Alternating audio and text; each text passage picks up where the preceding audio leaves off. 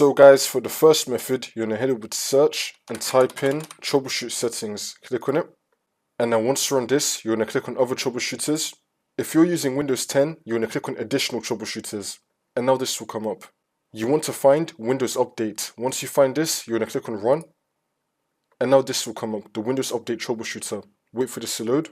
And then once that's been done, if it detects any problems, it will try to fix it for you. See if that works.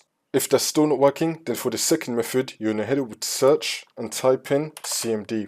Now, you're going to run it as administrator. And then click on yes. And then once you're on this, you're going to type in sfc /scan. Now, and then click on enter. Then you want to run the scan. Wait for this to load. I'm going to skip the video to when the scan will be fully completed. And then once that's been done, you now want to type in dism /online /cleanup -image /restore health. Click on enter again. You now want to run this scan as well. Wait for this to load. And then once that's been done, you just want to restart your computer. And then this should now fix your problem.